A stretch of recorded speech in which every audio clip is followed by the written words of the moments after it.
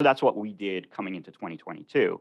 And now in the first quarter, that looked great because we saw inflation, we saw the Federal Reserve raising interest rates, fixed income assets had kind of, I think one of their worst starts ever. Now you guys are basically saying, well, duh, like the smart people saw this coming from a mile away and didn't buy any of that, fluff that they were throwing at us, and realized, holy crap, like you pump, half the GDP in 2 years into the economy, things are going to go bananas. And so you guys started strategizing against that, or how are you like handling that? Yeah, that's exactly right. So we were kind of discussing this internally in the kind of second half of last year. And when we started to come, it kind of became, as time went on, it became clearer and clearer that it's very potential, it's very probable that inflation was not going to be transitory and it was going to become a little bit more entrenched. And in that case, the Federal Reserve, given they have a dual mandate, right, maximum employment, which has been very low for a decent amount of time now, and then price stability, which is inflation, well, the Federal Reserve would have no choice but to act to tame inflation. And the only thing the Federal Reserve can do that to do that is to raise interest rates, right? And so the most obvious thing to do if that were to happen, so we were going from, just to use the 10-year US government bond as a proxy, because that's the one that's mostly used. So that was trading last year at kind of between, 1.3 and 1.5%. And if they were to raise interest rates, significantly, that was going to go significantly higher. That would mean the market value of fixed income assets were going to have to come down, right?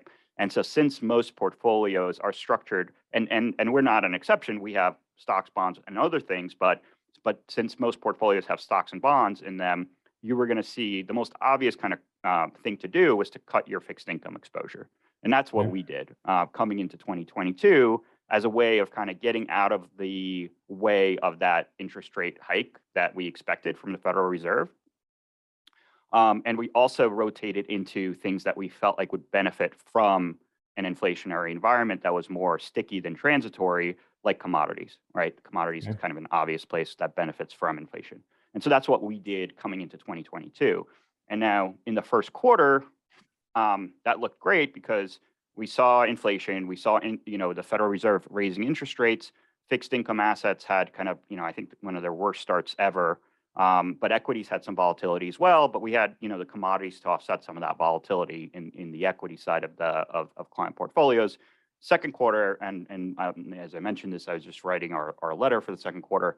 The second quarter, everything was down as we introduced a new element into the kind of narrative and the conversation, which is recession, right? And so towards the end of the second quarter, the economic data started to come in relatively weak and show clear signs of slowing in the economy, and hence all of the very cyclical things like commodities rolled over also. So then you had stocks go down, bonds went down, commodities went down in the second quarter. So it's been kind of a brutal start to the year. The worst start for stocks in 50 years, worst start for I think most asset classes in a very long period of time.